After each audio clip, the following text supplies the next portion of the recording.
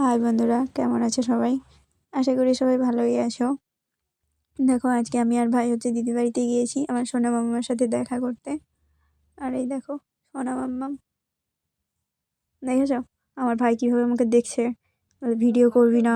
আর আমার দিকে সোনা মাম্মাম দেখো, আমি কাছে গেছি একবার ডেকেছি, আমার দিকে ঘুরে দেখছে। কত কিউট আমার সোনাটা। দুপুরে তো গিয়ে দেখছি দিদির রান্না হচ্ছে, মানে এত দেরি করে গেছি যে যাবো খাবো বাড়ি চলে আসবো, এরকম একটা অবস্থা। দেখো রান্না শেষ, এবার আমরা খেতে বসে গেছি ছাদে। শীতের সময় হচ্ছে ছাদে বসে খেতে দারুণ, কারণ রোদটা থাকে তো।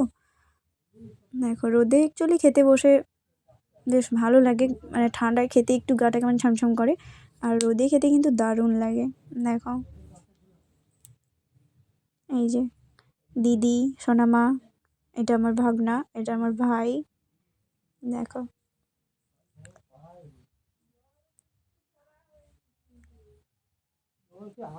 ঠান্ডা না, এত গরম কি বলবো, আমার হাতে নিতে কষ্ট হচ্ছিল, এত গরম।